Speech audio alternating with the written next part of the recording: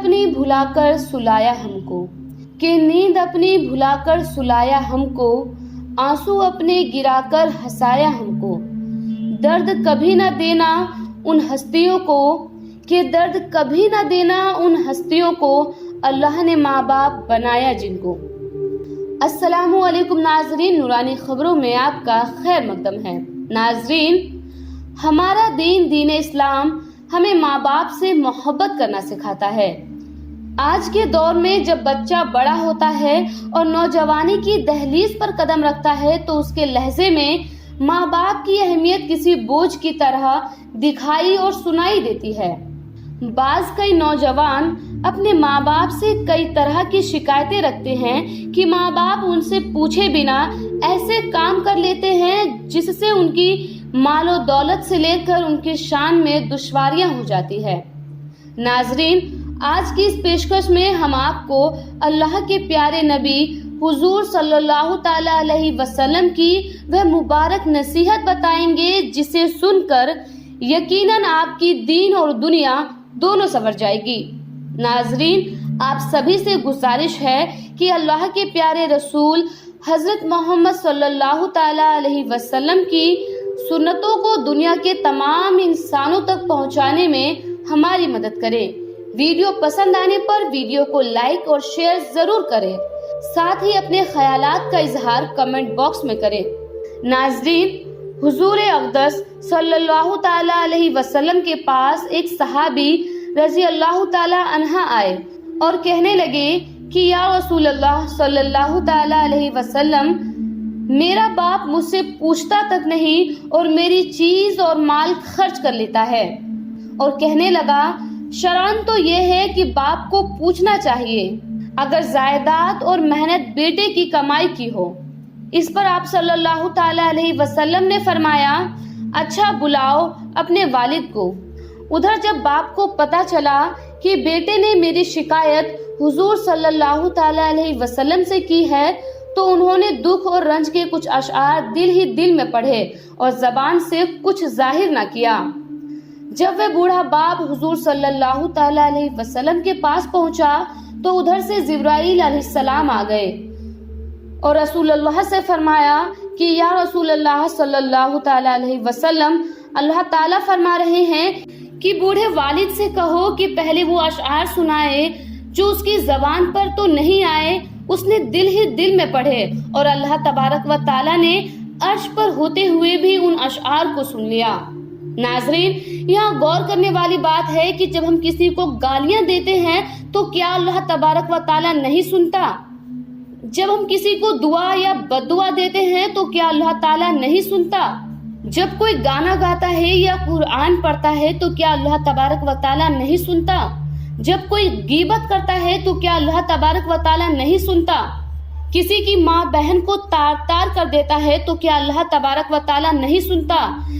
بے شک اللہ تعالیٰ سنتا ہے، ضرور سنتا ہے۔ اس پر بوڑھے باپ نے کہا کہ یا رسول اللہ صلی اللہ تعالی علیہ وسلم، قربان جاؤں اپنے رب پر جو بظاہر باتوں کو بھی سنتا ہے۔ اس پر حضور صلی اللہ تعالی علیہ وسلم نے کہا کہ اچھا، سب سے پہلے وہ اشعار سناؤ، پھر تمہارے مقدس کا فیصلہ کیا جائے گا۔ اس پر بوڑھے باپ نے کہا کہ میں نے دکھ اور درد سے خیال کیا اور یہ اشعار پڑھا جسے زبان سے ظاہر کرنا بہت مشکل ہے۔ جب اشعار ختم ہوا تو سرور دو جہاں صلی اللہ تعالی علیہ وسلم کی آنکھوں میں آنسو تھے۔ ناظرین، اشعار کا ترجمہ کچھ یوں ہے کہ اے میرے بچے، میں نے تیرے لیے اپنا سب کچھ لگا دیا۔ جب تو ابھی گود میں تھا اس وقت بھی میں تیرے لیے پریشان رہا۔ جب تو سوتا تھا تو ہم تیرے لیے جاگتے تھے، تو روتا تھا تو ہم تیرے لیے روتے تھے، اور سارا دن میں تیرے لیے خاک چھانتا تھا۔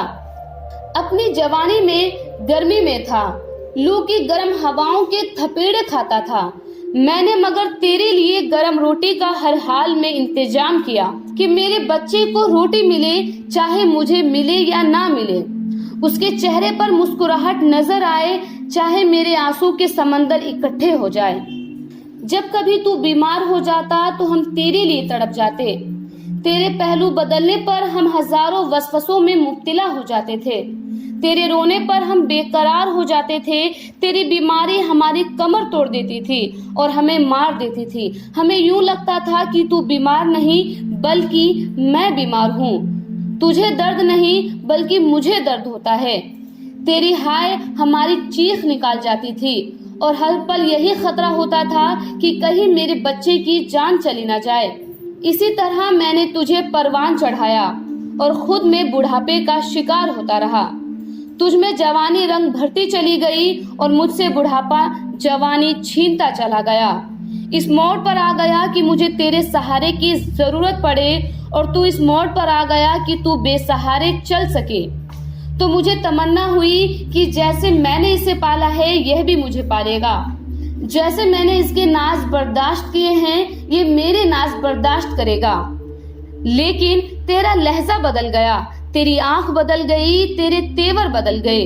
تو نے مجھے یوں سمجھ لیا جیسے میں تیرے گھر کا نوکر ہوں، تو مجھ سے یوں بولنے لگا جیسے میں تیرا زر خرید غلام ہوں۔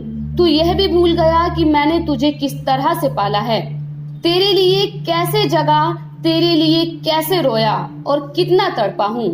تو میرے ساتھ ایسا کرتا ہے جیسا آقا اپنے نوکر کے ساتھ بھی نہیں کرتے۔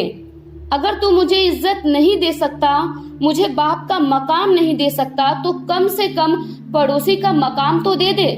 پڑوسی بھی پڑوسی کا حال پوچھ لیتے ہیں اور تو بخل کی باتیں کرتا ہے۔ اتنا سننا تھا کہ حضور صلی اللہ تعالی علیہ وسلم کی آنکھوں میں آنسو مچل رہے تھے۔ آپ صلی اللہ تعالی علیہ وسلم نے فرمایا، نوجوان اٹھ جا میری مجلس سے، تو بھی اور تیرا مال بھی تیرے باپ کا ہی ہے۔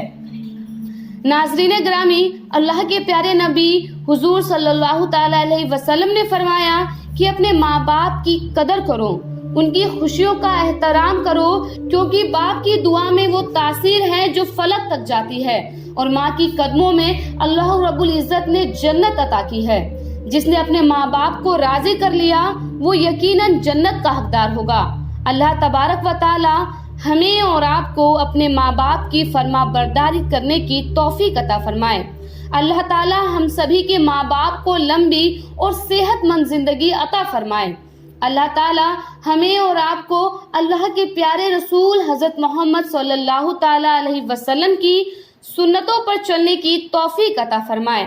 آمین۔ خدا حافظ۔